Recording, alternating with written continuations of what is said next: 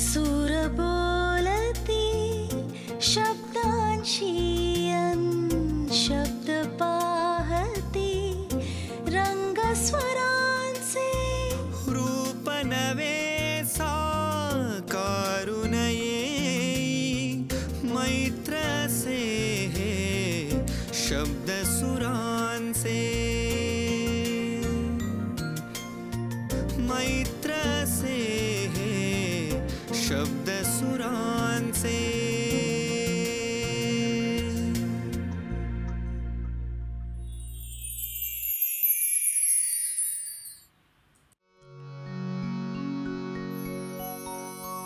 दैवजात दुःखे भरता दैवजात दुःखे भरता दोषना कुणाचा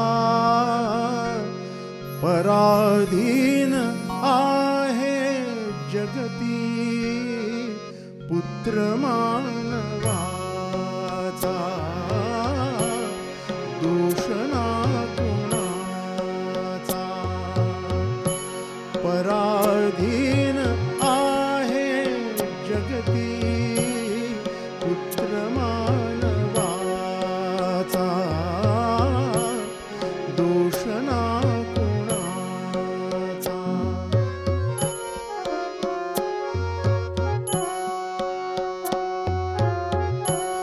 माय कैकयी ना दोषी नव्हे दोषितात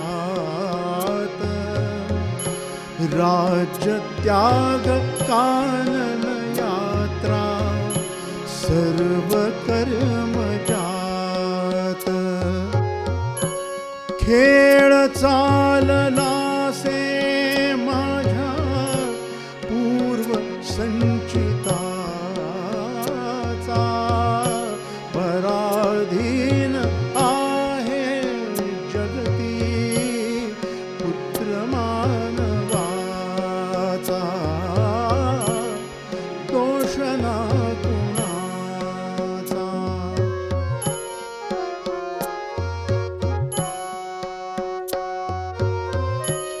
दोन ओंडक्यांची होते सागरात भेट एक लाट तोडी दोघा पुन्हा नाही गाठ क्षणिक तेवी आहे बाळा मेळ माणसांचा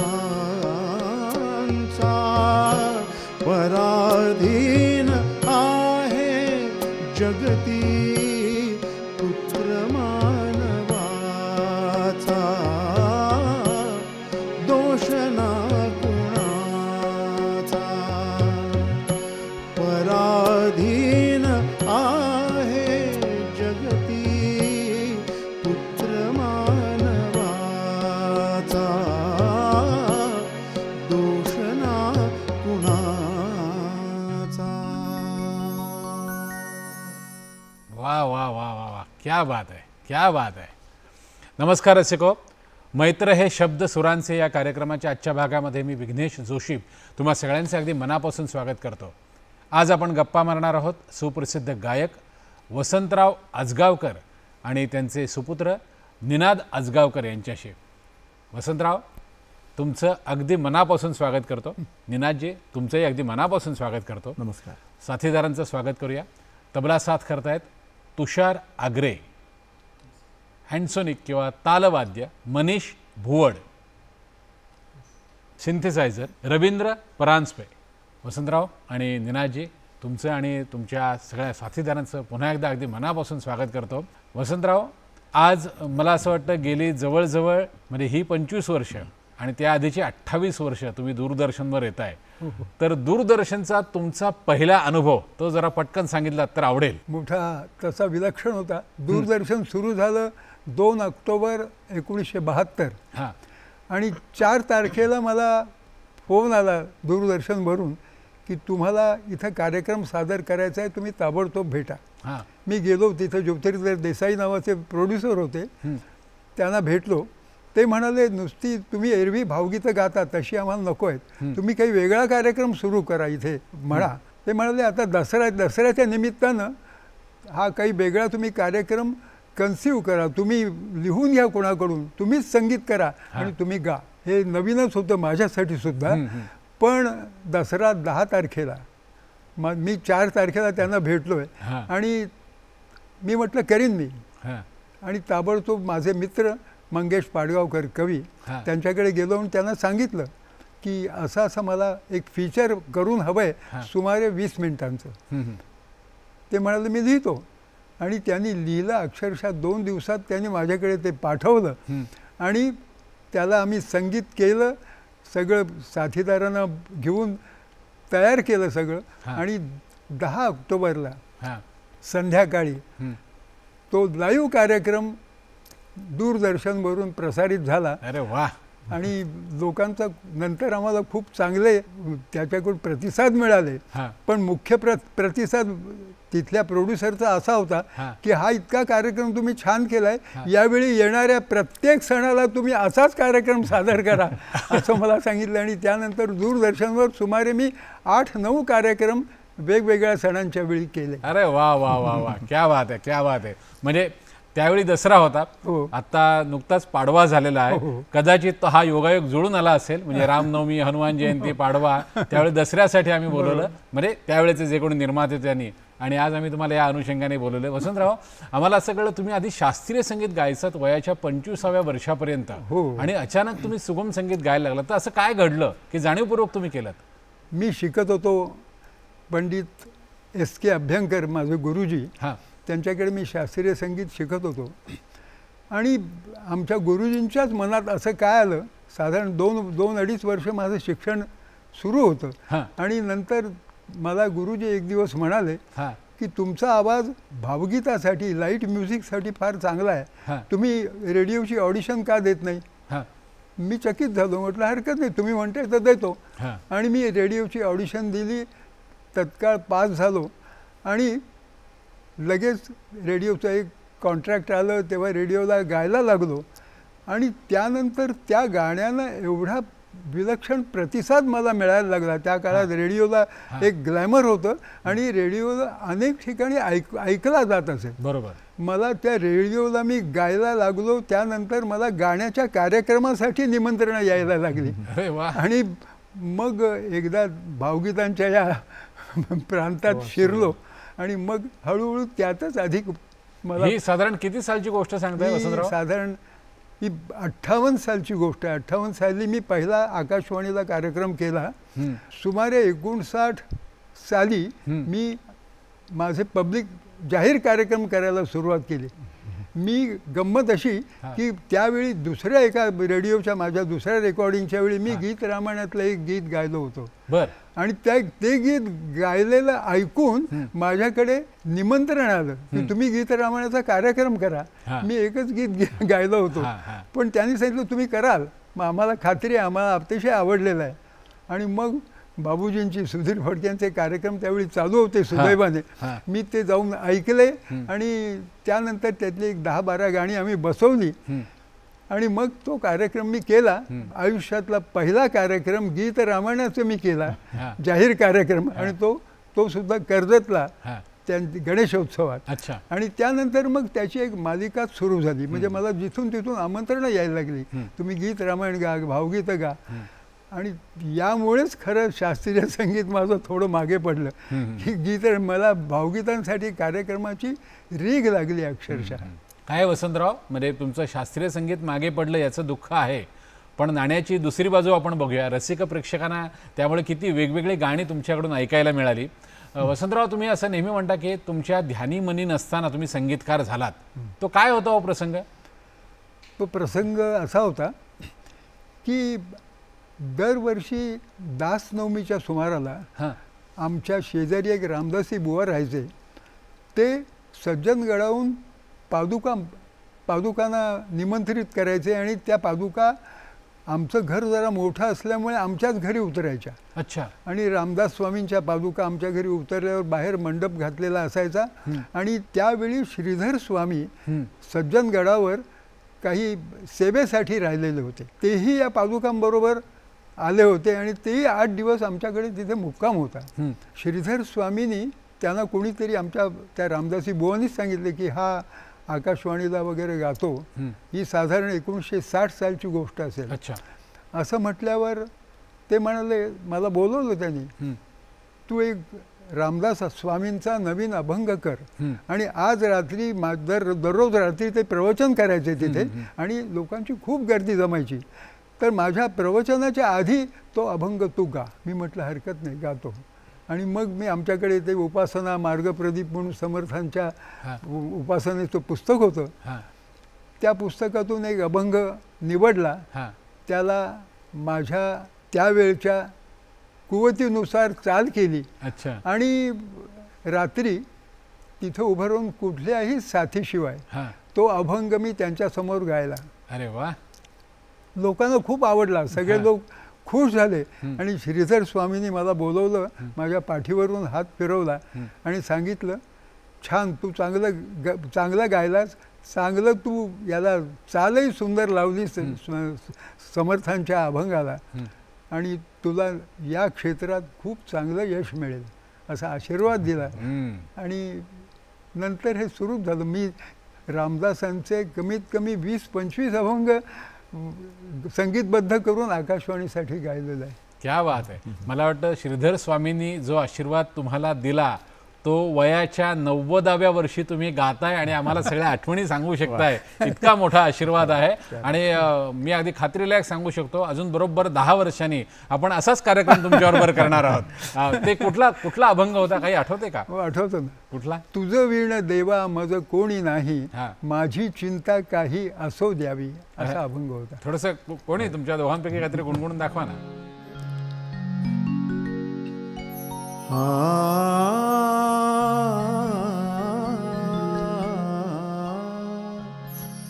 तुझ वीण देवा मज कोणी नाही, तुझ वीण देवा मज कोणी नाही, माझी चिंता काही असो द्यावी, चिंता काही असो द्यावी, तुझ वीण देवा मज कोणी नाही, तुझ वीण देवा मज कोणी नाही.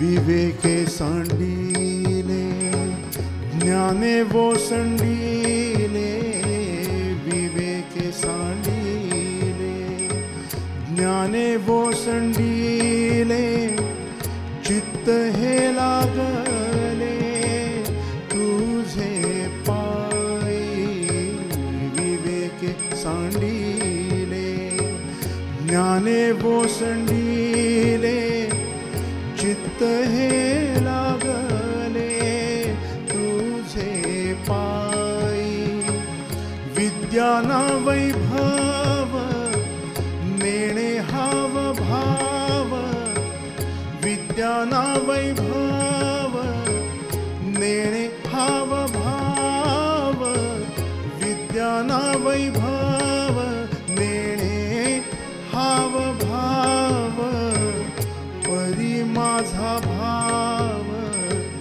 तुझे पायी, परी माझा भाव तुझे पायी, तुझ वीण देवा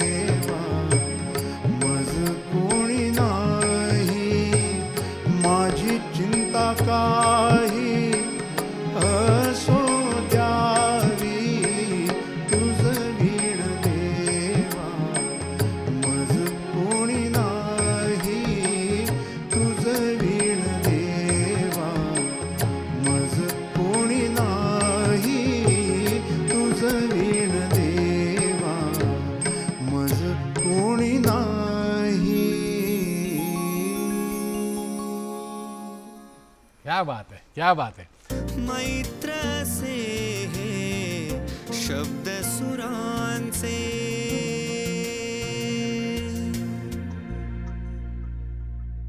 निनादजी, म्हणजे घरी वडीलच गाणार आहे, त्यामुळे गाण्याचं वातावरण, त्यामुळे तुम्ही गायला लागलात यामध्ये काही खरं तर विशेष नाही, परंतु तरीही तुम्ही म्हणजे बाबांबरोबर गात होतात म्हणून गाण्याचं शिक्षण सुरू झालं की असा काही प्रसंग घडला आणि तुम्ही गाण्याकडे आलात?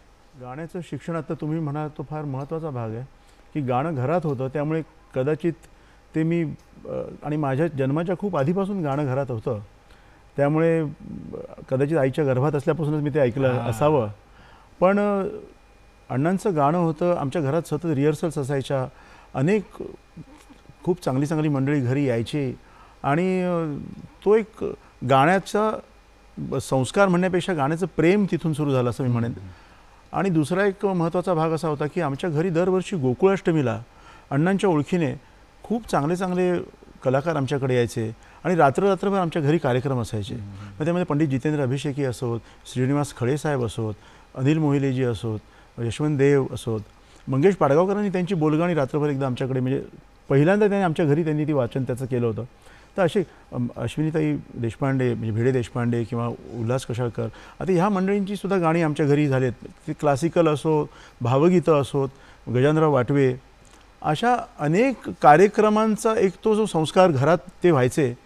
तर तिथे हा म्हणजे त्यामुळे तुम्ही म्हणता तसं ते गाणं मला आवडायला लागलं म्हणण्यापेक्षा त्या गाण्यानेच मला झपाटलं किंवा ते माझ्यात शिरलं असं झालं असावं. आणि प्रसंग असा म्हणता येईल की शाळेत असताना साधारण 4वी-5वीतली असताना, 4वी-5वीतली गोष्ट आहे, तेव्हा आंतरशालेय काहीतरी स्पर्धा होत्या. अच्छा. आणि आता आजगावकरांचा मुलगा म्हणून मला ढकलला की तू जा तिथे स्पर्धेला. आणि सुदैवाने मला त्यात पहिला नंबर मिळाला, पहिला क्रमांक मिळाला. आणि मग ते झाल्यावरती म्हणजे मला त्या गोष्टीचं इतकं काय म्हणतात त्याला, त्याचा काही अवेअरनेसच नव्हता की मला पहिला नंबर मिळाला. मी घरी येऊन सांगितलं सुद्धा नाही. दुसऱ्या दिवशी माझी आत्या घरी आली, तिने सांगितलं की अरे काल हा पहिला आला. तेव्हा अण्णांना वगैरे कळलं, अरे काय तू म्हणाला नाहीस काय. मला ते मी आपलं गेलो तिकडे आणि आली कुठून अशी कहाणी अण्णांचं म्हणून टाकलं असं झालं. ते इतका तो माझ्यासाठी ते सहज झालेली होती गोष्ट. मग सांगायची गोष्ट की ते गाणं शिक्षण किंवा गाणं असं होण्यापेक्षा ते गाणं सहजतेनेच येत गेलं असं झालं. थोडंसं म्हणून दाखवा ना ते गाणं.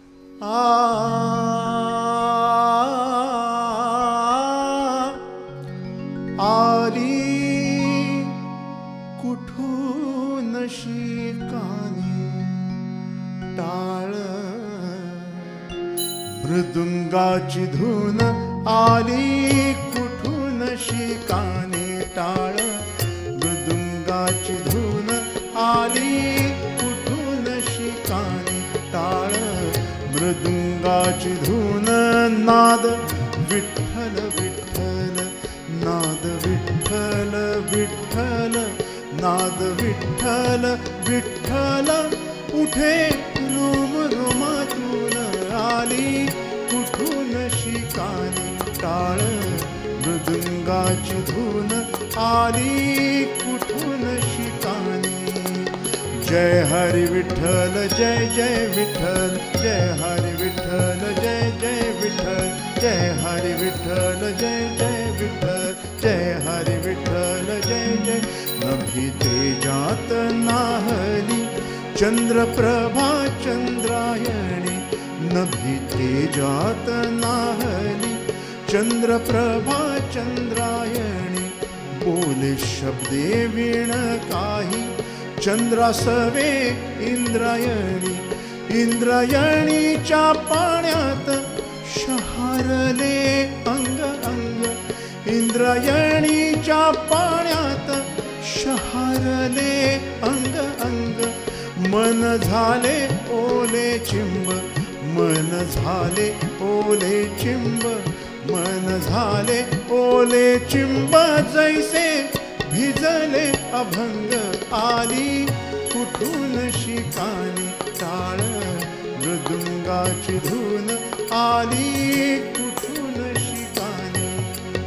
जय हरी विठ्ठल जय जय विठ्ठल जय हरी विठ्ठल जय जय विठ्ठल जय हरी विठ्ठल जय जय विठ्ठल जय हरी विठ्ठल जय जय. वृक्ष दिसला सामोरी काय सांगू त्याची शोभा. वृक्ष दिसला सामोरी काय सांगू त्याची शोभा.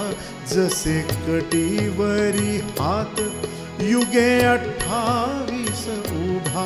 भूक नयनांची सरे मूक वाचा ये रंगात. भूक नयनांची सरे मूक वाचा ये रंगात. माझा देह झाला देहू माझा देह झाला देहू माझा देह झाला देहू. तू कयाच्या अभंगात आली कुठून शिकानी टाळ. मृदुंगाची धून आली कुठून शिकानी टाळ. मृदुंगाची धून नाद विठ्ठल विठ्ठल नाद विठ्ठल विठ्ठल नाद विठ्ठल विठ्ठल. उठे रोम रोमातून आली कुठून शिकानी टाळ. मृदुंगाची धून आली कुठून शिकानी. जय हरी विठ्ठल जय जय विठ्ठल जय हरी विठ्ठल जय जय विठ्ठल जय हरी विठ्ठल जय जय विठ्ठल जय हरी विठ्ठल जय जय विठ्ठल. वसंतराव, या गाण्याचा काहीतरी किस्सा आहे ना? असं ऐतिहासिक काहीतरी तुम्हाला गाणं मिळालं असं काहीतरी आहे का? नाही, त्याच्या या गाण्याच्या जन्माचीच गोष्ट सांगतो. हां हां 1966 साली हां डोंबिवलीत काव्यरसिक मंडळ नावाचं कवींचं मंडळ सुरू झालं. हां फक्त कवी त्यात अनेक जमा झाले आणि त्या काव्य वाचनाचा कार्यक्रम त्याच्यात व्हायचा. त्यांनी या मंडळाच्या सुरुवातीचा कार्यक्रम म्हणून हां सोपानदेव चौधरी या कवींचा कार्यक्रम ठेवला. त्यांच्या बरं. कविता वाचनाचा कार्यक्रम ठेवला. आणि त्या कार्यक्रमाला अर्थात आम्ही सगळे होतोच. एक छान ग्रुप होता. त्यात साहित्यिक होते, गाणारे होते, काही नाटकात काम करणारे असे मंडळी होती. तर मी आणि माझे मित्र प्रसिद्ध नाटककार शन्ना नवरे, अच्छा, ते आम्ही दोघं शेजारी शेजारी बसून हा काव्य वाचनाचा कार्यक्रम ऐकत होतो. बर. आणि सोपानदेवानी त्या कविता म्हणता म्हणता ही कविता म्हटली. हां ती नुसती वाचली त्यांनी. आणि शन्ना म्हणाले, अरे हे छान आहे रे. कार्यक्रम संपल्यावर ते गेले, सोपानदेवांच्या वहीतून दुसऱ्या एका कागदावरती कविता लिहून घेतली आणि तो कागद माझ्या हातात आणून ठेवला आणि सांगितलं, या कवितेला तू चाल लाव, आम्हाला ऐकायचं आहे. अरे वा वा वा वा वा. योगायोगाने एक महिन्याभरातच आकाशवाणीला माझं कॉन्ट्रॅक्ट आलेलं होतं. त्याच्यात याला चाल करून मी गायलो आणि ते गाणं लोकांना इतकं विलक्षण आवडलं की मला कार्यक्रमात गाण्यासाठी त्याची फरमाईश व्हायला लागली. माझ्या जवळजवळ भावगीतांच्या प्रत्येक कार्यक्रमात मला ही कविता म्हणावी लागत असे. इतकी त्याला लोकांना ती आवडलेली होती. आणि त्यानंतर HMVनं एक 2000 साली गेल्या 100 वर्षातल्या निवडक 100 कवितांचा एक अल्बम काढला. 100 गाण्यांचा. त्यात निवडक 100 गीतं, हजारो गीतं ध्वनिमुद्रित झालेली होती. त्यातली 100 गीतं शंकर वैद्य आणि लता मंगेशकर या दोघांनी मिळून हे काम केलं. ती निवडून काढली गीतं आणि त्या गीतांचे 10 अल्बम्स असे तयार केले आणि त्याचा एक अल्बम असा मोठा 100 गीतांचा त्यांनी प्रसिद्ध केला HMVने. त्यात हे गीत होतं. क्या बात आहे. म्हणजे खऱ्या अर्थाने 100 नंबरी गाणं आहे असं म्हटलं तर अवघड ठरू नये. आता वसंतराव, HMVचा विषय निघाला म्हणून विचारतो, ते काय झालं होतं? म्हणजे तुम्ही HMV मध्ये गाण्याच्या ऑडिशनसाठी गेलात आणि तुमची गायक म्हणून निवड न करता संगीतकार म्हणून निवड झाली होती. हो, ते मी माझ्या आवाजाच्या चाचणीसाठी गेलो होतो आणि मी तेव्हा काही गीतं तयार केली होती, चाली केल्या होत्या आणि त्या कविता किंवा ती गाणी तिथे मी म्हणून दाखवली 3-4. तिथे अधिकारी वसंतराव कामेरकर होते. अच्छा. तेही खुश दिसत होते. छान आहे छान आहे असं म्हणत होते. आणि मला वाटलं बहुतेक आता आपली ध्वनिमुद्रिका निघेल. निघेल. आणि त्या ह्याच्यात त्यांनी कामेरकर माझ्याजवळ आले आणि त्यांनी एक वेगळाच प्रस्ताव माझ्यासमोर ठेवला. ते म्हणाले तुमचं रेकॉर्डिंग वगैरे आपण नंतर बघू, यातली 2 गाणी आम्ही सिलेक्ट केलीत आणि त्याचं संगीत तुम्ही करा आणि कुठल्या तरी गायिकेकडून आपण ही गाऊन घेऊया. तर मी चकितच झालो, मला ही अपेक्षाच नव्हती. म्हटलं हरकत नाही, कोणाकडे जायचं, कुणी गायचं, हे कोण गाईल? ते म्हणाले माणिक वर्मांना मी सांगतो. त्यांनी तिथल्या तिथे चिठ्ठी लिहून दिली आणि ही चिठ्ठी घेऊन माणिक वर्मांकडे जा. त्या दादरला राहत होत्या तेव्हा मकरंद सहनिवासमध्ये, तेही मला माहिती होतं. पण तिथे जा म्हणून त्यांनी सांगितलं आणि त्यांना ही चिठ्ठी द्या आणि त्यांना सांगा की पुढच्या आठवड्यात ही गाणी तुम्हाला आम्ही रेकॉर्ड करणार आहोत. मी गेलो त्यांच्याकडे, 2 दिवस गेलो, ती गाणी बसवली त्यांच्याकडे. माणिकबाईंनी, मी नवीन एखादा कोणी संगीतकार होतो म्हणून माझी त्याची उपेक्षा नाही केली. खूप प्रेमाने मला त्यांनी माझ्याकडून ते गाणी शिकून घेतली आणि पुढच्याच आठवड्यात लगेच ह्या गाण्यांचं ध्वनिमुद्रणही झालं. 2 गाणी होती, एक हात धरी रे हरी पहा पण करात माझ्या वाजे कंकण, आणि दुसरं पाषाणातून वेड्या का तू बघसी रे श्रीराम अंतरी आहे आत्माराम. अशी 2 गाणी होती. त्या दोन्हींचं ध्वनिमुद्रण झालं. मधुकर जोशींच्या या कविता होत्या दोन्ही. आणि मी त्या क्षणी संगीतकार झालो. म्हणजे याच्यात वसंतराव कामेरकरांची आपण काय म्हणतो ना, एक सांगीतिक नजर म्हणूया, त्याला पण आपण दाद दिली पाहिजे की कोणाकडून नक्की आता काय आपल्याला छान मिळेल हे महत्वाचं असतं. तर त्यांचे आपण म्हणजे आभार मानूया. या 2 गाण्यांपैकी कुठल्या तरी एखाद्या गाण्याची झलक निनादजी. हा,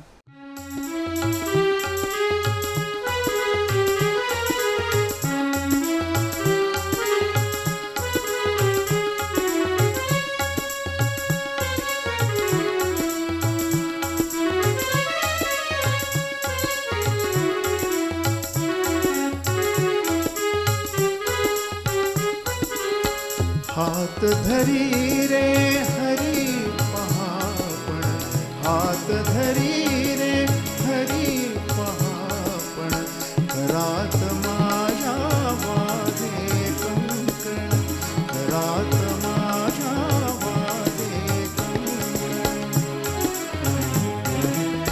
कुंजवनाच्या मार्गावरती कमल ताटवे नाजूक फुलती, कुंजवनाच्या मार्गावरती कमल ताटवे नाजूक फुलती.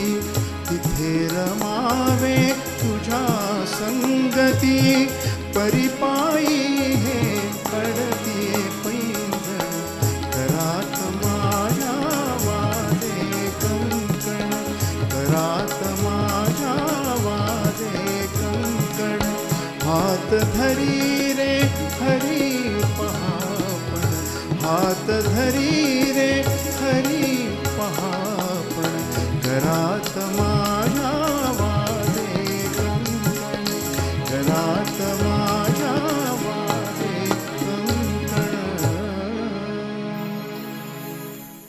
वाह वाह वाह वाह वाह, क्या बात है. मैत्र से शब्द सुरांचे.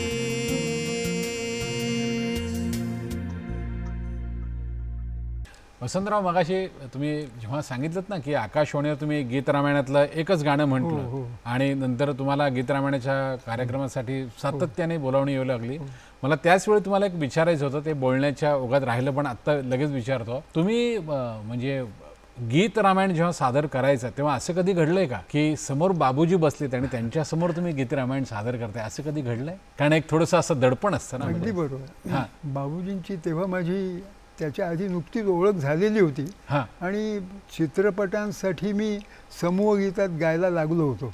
अच्छा. त्यावेळी ही 1961 सालची गोष्ट असेल. बर. तर तेव्हा एका रामनवमीला बाबूजींचा बिर्ला मातुश्रीमध्ये कार्यक्रम होता.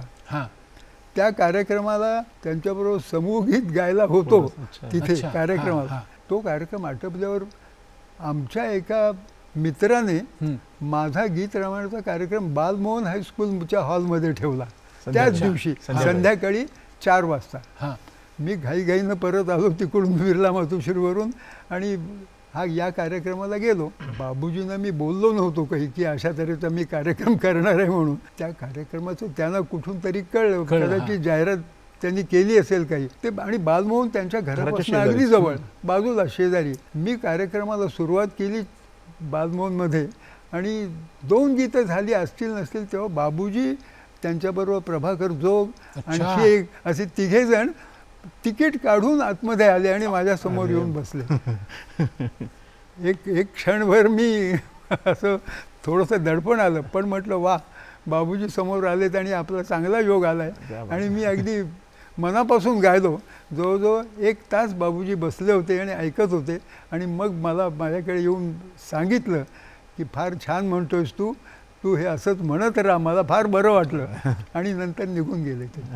याचं प्रत्यंतर नंतरही मला आलं की बाबूजींचा कुठे कार्यक्रम त्यांना घेणं शक्य नसेल किंवा त्यांच्या काही दुसऱ्या कारणामुळे व्यस्त असतील तर बाबूजी माझं नाव सुचवायचे त्या संस्थेला की तुम्ही आजगावकरांचा कार्यक्रम ठेवा, तो तितकाच चांगला होईल.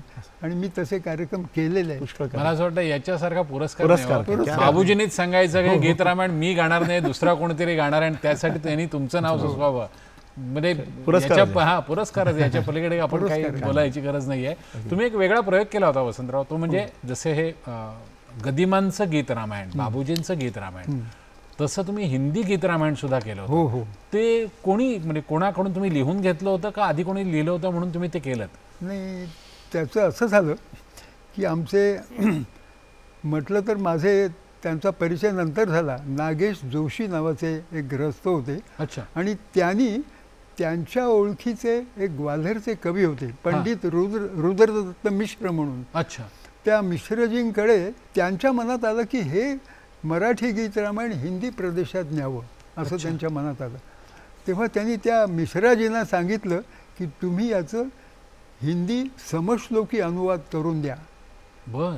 आणि गंमत अशी, त्या मिश्राजींना मराठी येत नव्हतं, पण नागेश जोशींना त्या चाली माहीत होत्या रामायणाच्या आणि त्यांना ते समजावून देऊन त्यानुसार त्या मीटरनुसार त्यांच्याकडून त्यांनी या गीतांचे अनुवाद करून घेतले.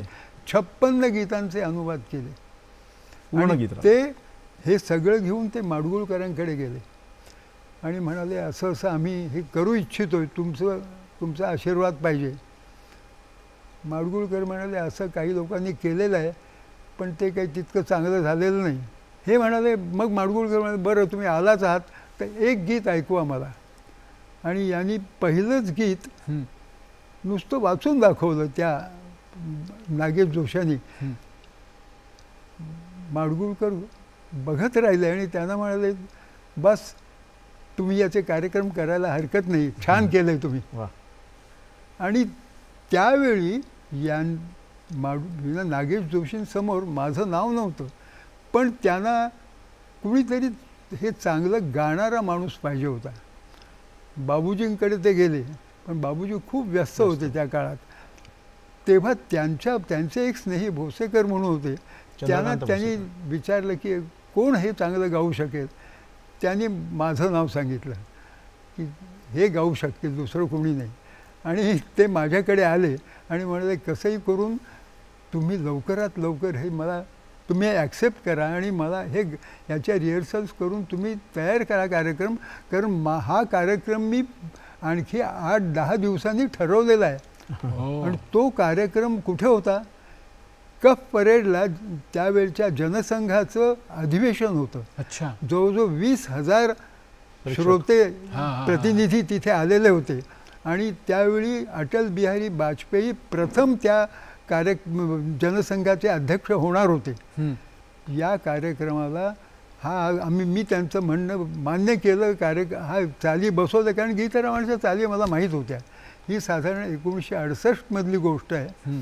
आणि तो कार्यक्रम अटल बिहारी वाजपेयींच्या समोर मी गायलो आणि त्यांना अतिशय आवडला तो कार्यक्रम. अटल बिहारींनी दासबोधाचं एक पुस्तक बधाई असं त्याच्यावर लिहून मला दिलं आणि खाली आपली सही केली अटल बिहारी वाजपेयी म्हणून आणि मला दिलं. अजून माझ्याकडे ते पुस्तक घरी आहे. आणि तिथून मग माझे हे कार्यक्रम सुरूच झाले. नागेश जोशी म्हणाले की आता तुम्हीच गायचं, मी केवळ माझी समजूची एकाच कार्यक्रमासाठी गायचं आहे. पण ते म्हणाले नाही नाही, आता ह्याचे आम्ही कार्यक्रम करणार आहोत आणि तुम्ही आमच्याबरोबर कायम आहात.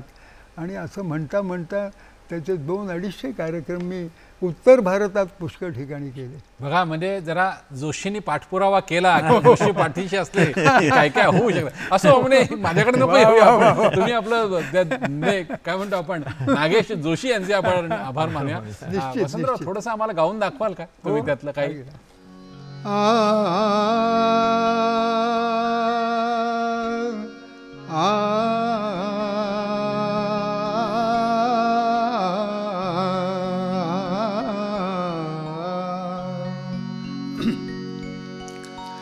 राम प्रभु सुनते हैं गायन, राम प्रभु सुनते हैं गायन, सुनाते कुशलव रामायण, सुनाते कुशलव रामायण. राम प्रभु सुनते हैं गायन, राम प्रभु सुनते हैं गायन, सुनाते कुशलव रामायण, सुनाते कुशलव रामायण.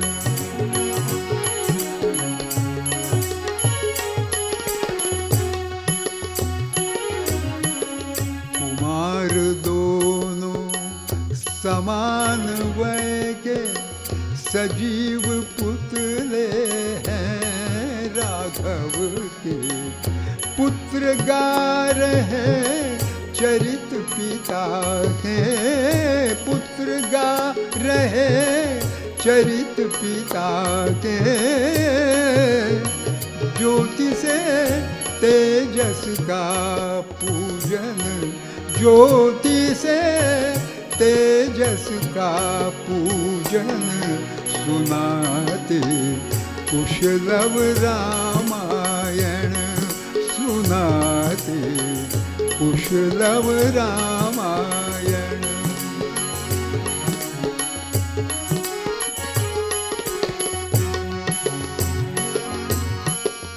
वे प्रतिभा के रसाल वन के पिक गाते वैभव मधुवन के.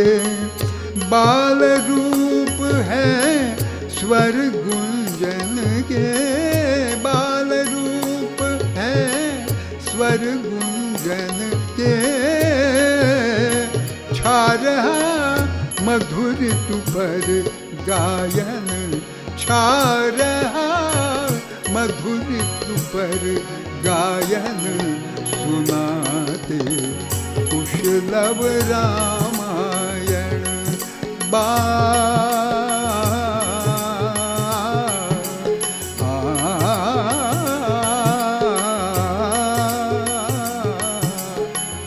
राम प्रभु सुनते हैं गायन, राम प्रभु सुनते हैं गायन, सुनाते कुशलव रामायण, सुनाते कुशलव रामायण.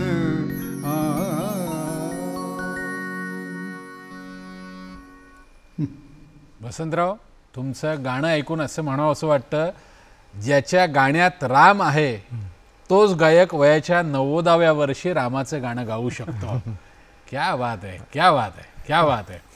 वसंतराव, तुम्ही अजून एक प्रयोग केला होता ना, म्हणजे मला वाटतं हिंदी होता की मराठी, आत्ता माझ्या लक्षात येत नाही. गीत महाभारत तुम्ही केलं होतं ना? मराठी.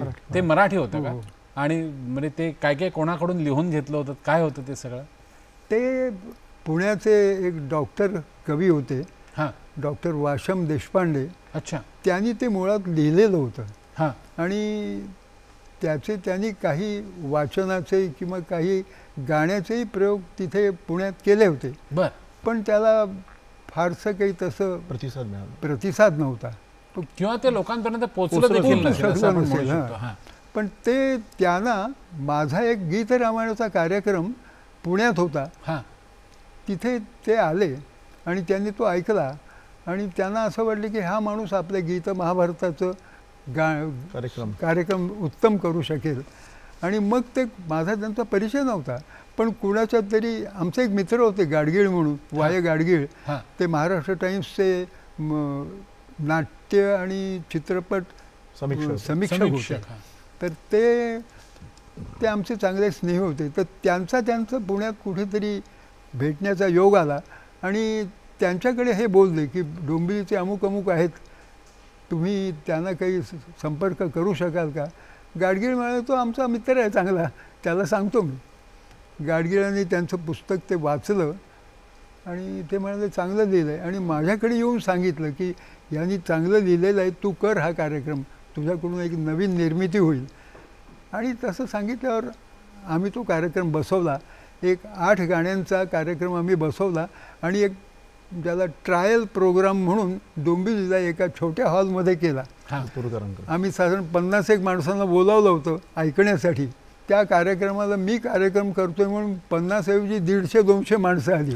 तो हॉल गच्च भरला अगदी. लोक बाहेर उभं राहूनही ऐकायला लागले. आणि त्या कार्यक्रमात एक मी गाडगिळ समोर ऐकायला होते आणि हे पुण्याहून देशपांडे पण आले होते. मी कार्यक्रमात त्याच्यात एक गाणं आहे, भक्तासाठी वचन आपुले प्रभू तू मोडी येले, अच्युता धन्य मदसी केले, असं एक गीत आहे. ते साधारण पहिली 4-5 गीतं झाल्यावर ते गीत म्हटलं, एकूण 8 गीतं म्हणणार होतो. ते गीत म्हटलं आणि गाडगिळाने एका चिठ्ठीवर लिहिलं. कार्यक्रम उत्तम रंगत होता.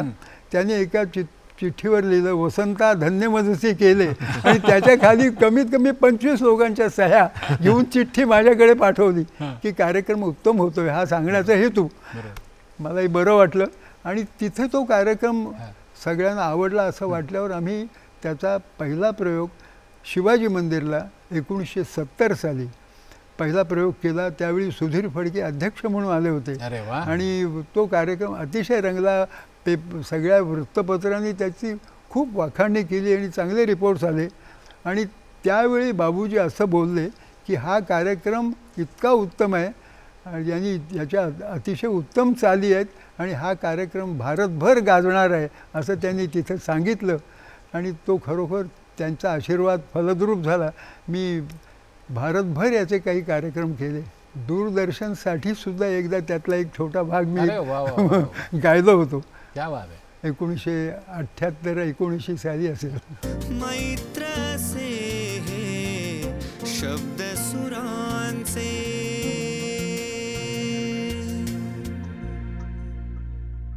निनादजी, तुम्ही जेव्हा तुमच्या काही गाण्यांचे कार्यक्रम करता तर त्यामध्ये तुम्ही यातली काही गाणी सादर करताना आणि ही सगळी आठवण सांगून की बाबांनी चाली कशा केल्या किंवा ते काय काय घडलं त्यावेळी, तर जरा थोडंसं त्याविषयी सांगा आणि थोडंसं गाऊन दाखवा. हा कार्यक्रम गीत महाभारत हा माझ्या म्हणजे मी अगदीच लहान असतानाच पासून तो ऐकतोय, त्याच्या रिहर्सल आणि हा कार्यक्रम बसवला गेला घरात. त्यामुळे त्याजवळजवळ 1.5 महिना आमच्या घरात त्याच्या रिहर्सल चालू होत्या. त्यामुळे आम्हाला ते अगदी पाठ झाल्यासारखा झाला, मला, माझ्या धाकट्या भावाला वगैरे. हा कार्यक्रम मी जेव्हा अण्णांबरोबर पेटीची साथ करायला लागलो, अच्छा, तेव्हा गोव्याला मी त्यांच्याबरोबर ह्या कार्यक्रम मी संपूर्ण त्यांच्याबरोबर वाजवायची हे मला संधी मिळाली. मला चाली माहिती होत्या, पण जेव्हा त्यांच्याबरोबर मी प्रत्यक्ष ते सादरीकरणामध्ये त्यांच्याबरोबर वाजवायला लागलो त्यावेळी मला लक्षात आलं की त्याची डेप्थ लक्षात आली. हा काय कार्यक्रम आहे आणि किती ताकदीने तो कसा सादर केला पाहिजे, कसा खूप जवळून मला तो कार्यक्रम पाहायला मिळाला. ह्याचं मला खूप ते भाग्यवान समजतो मी स्वतःला. आणि अलीकडच्या काळात आता हा कार्यक्रम मी थोडासा मला असं वाटतं की पुन्हा लोकांसमोर यावा, याच्यासाठी मी आता अलीकडे ह्याचे काही प्रयोग केले, मुंबईमध्ये केले. आणि खरंच जसं गीत रामायण आहे तसंच हा सुद्धा कार्यक्रम गीत रामायणासारखाच गीत महाभारतसुद्धा लोकांपुढे यावा. म्हणजे एक आपली सांस्कृतिक संचित आहे रामायण आणि महाभारत. आणि तसंच गीत रामायण जसं आपलं एक महाराष्ट्राचं आपलं सांस्कृतिक संचित आहे तसंच हे महाभारत आहे. आणि हे पण लोकांपुढे यावं यासाठी मी प्रयत्नशील आहे. खरं तर परमेश्वराने साथ दिली तर नक्की आणू आपण. काहीतरी त्यातलं एखादी रचना कुठेतरी ऐकू ना, किंवा आता वसंतरावांनी ज्या गाण्याचा उल्लेख केला तेच गाणं ऐकलं तरी चालेल किंवा कसंही तेही ऐकवतो, पण एक एक अंतरा ऐकवतो चालेल, दोन चालेल, गाण्यांचा. एकच मध्ये थोडं सांगतो, लहानशी आठवण जरूर. या गीत महाभारताची अशी हां, आहे हां. की याचे काहीतरी 5-6 कार्यक्रम झाले असतील मुंबईत त्यावेळी. बाबूजींनी पहिला कार्यक्रम ऐकला हां. आणि त्यानंतर बाबूजींचा घाटकोपरला एका ठिकाणी कार्यक्रम होता. जनसेवा मंडळ नावाचं मंडळ होतं, त्यांनी त्या गीतरामायणाचा कार्यक्रम होता आणि तो हाऊसफुल झालेला होता कार्यक्रम. अनेक दिवस अगोदर बुकिंग ठरलेलं होतं आणि अचानक बाबूजी आजारी पडले आणि त्यांना कार्यक्रम करणं कठीण आहे असं दिसायला लागलं.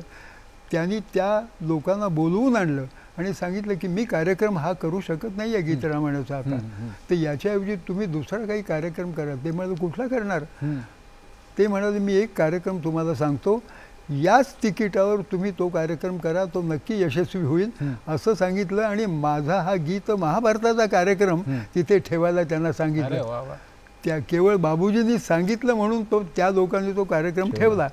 मी त्यांना सांगितलं की तुम्ही आधी जाहीर करा की ज्यांना कोणाला तिकीटं परत घ्यायची असेल त्यांना घेऊ देत, आणि कारण हा लादलेला कार्यक्रम त्यांच्यावर, तसं नको व्हायला. तर पण कुणीही तिकीट परत घेतलं नाही. कार्यक्रमाला सगळे लोक आले आणि तो कार्यक्रम विलक्षण रंगला.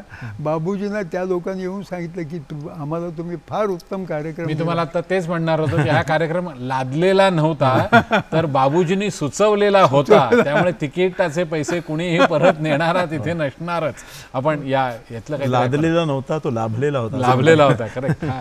एक त्यातला प्रसंग असा आहे, पांडव वनवासात आहेत आणि त्यांना खिजवण्यासाठी, त्यांचा अपमान करण्यासाठी दुर्योधनानं आपल्या सगळ्या अनुचरांना, आपल्या राजस्त्रियांना बरोबर घेऊन आणि सैन्य बरोबर घेऊन मोठ्या इतमामानं अगदीच नवी वस्त्र घालून अशा तऱ्हेने त्यांच्याकडे जाऊन आपल्या वैभवानं त्यांना दिपवावं या हेतूनं तिथं गेला, जिथे पांडव वनवासात राहिले होते तिथे. योगायोगानं त्याला वाटेत चित्रसेन गंधर्व आपल्या काही अनुचरांसह तिथे आलेला होता आणि त्याच्याशी त्याचा काहीतरी कलह झाला. चित्रसेन गंधर्व संतापला आणि त्यांनी या दुर्योधनाच्या सर्व सैन्याचा पराभव केला. कर्ण त्या रणातून पळून गेला पराभूत होऊन आणि दुर्योधनाला आणि त्याच्या सर्व राजस्त्रियांना त्या चित्रसेन गंधर्वानं बंदिस्त करून एका ठिकाणी ठेवलं. त्यांना दिपवण्यासाठी जो आला होता दुर्योधन, त्याने आपल्या अनुचराला पांडवांकडे पाठवलं आणि सांगितलं की आम्हाला सोडवा, या चित्रसेन गंधर्वाच्या तावडीतून तुम्हाला विनंती करायला आलोय दुर्योधनाकडून, असं त्या अनुचरांनी सांगितलं. तेव्हा भीमाला मोठा आनंद झाला. तो मला बरं झालं, या माणसाला शासन झालं, ते छान झालं, उत्तम, मला फार बरं वाटलं. पण युधिष्ठिराला तसं वाटलं नाही. युधिष्ठिर म्हणाला, हे पहा भीमा, काही झालं तरी कौरव आपले बंधू आहेत, तो चित्रसेन गंधर्व परका आहे. आपण जेव्हा इतरांशी लढतोय तेव्हा आपण 105 आहोत, आपण त्याच्याशी लढलं पाहिजे आणि त्या दुर्योधनाला सोडवलं पाहिजे, हे लक्षात ठेव. आणि ते त्यावेळी युधिष्ठिर हे गीत म्हणतोय, अशी कल्पना. जिंकिले दुर्योधनाला, जिंकिले दुर्योधनाला, यात भीमा हर्ष कसला, शस्त्र घेरे प्रथम हाती, मुक्त करी जा कौरवाला, जिंकिले दुर्योधनाला, जिंकिले.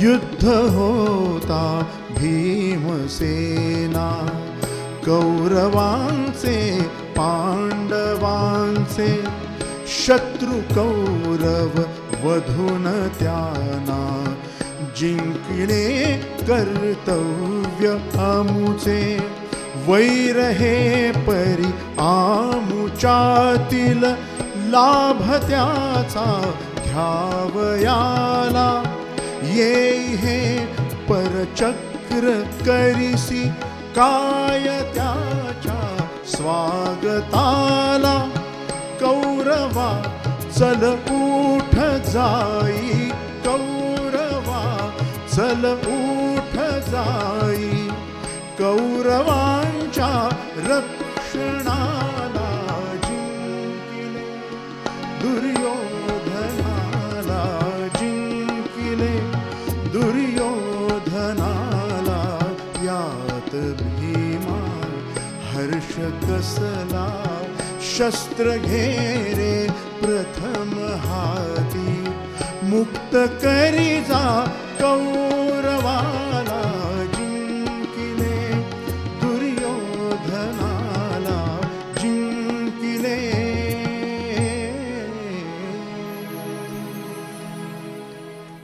वा वा वा वा, क्या बात आहे, क्या बात आहे. तुमच्यातल्या संगीतकाराला एक अगदी छोटासा प्रश्न विचारायचा आहे आणि मग संगीताकडे जायचं आहे.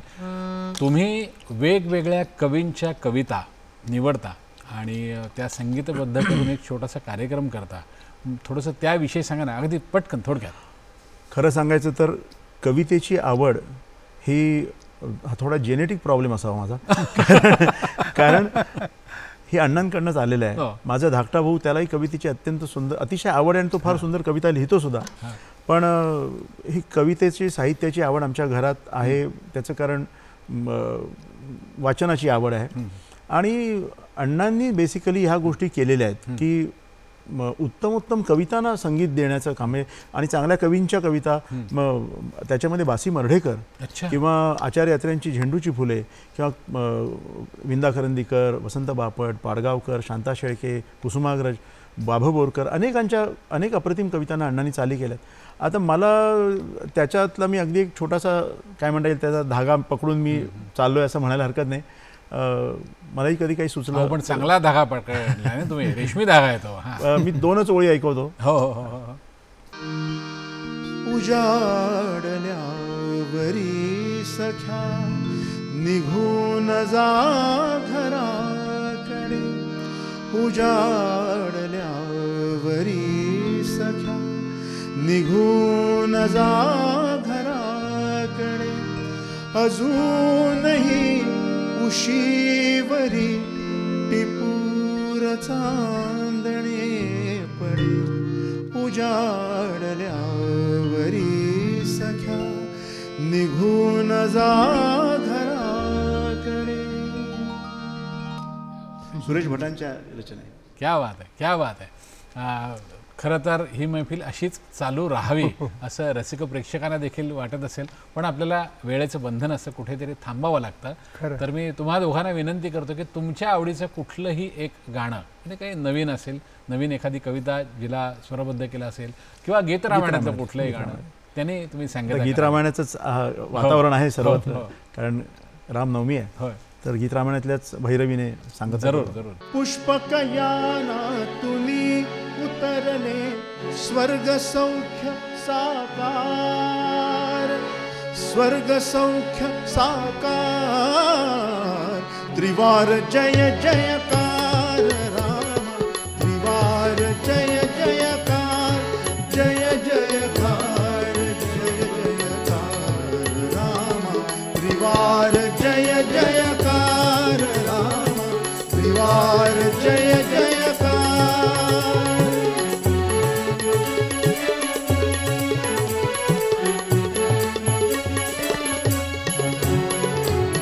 शिवचापासम विरह भंगला स्वयंवरासम समय रंगला शिवचापासम विरह भंगला स्वयंवरासम समय रंगला अधीर अयोध्यापुरी मंगला अधीर अयोध्यापुरी मंगला सानंदाश्रु तुला अर्पिते दृढ प्रीतीचे हार दृढ प्रीतीचे हार त्रिवार जय जयकार राम त्रिवार जय जयकार जय जयकार जय जयकार राम त्रिवार जय जयकार राम त्रिवार जय जय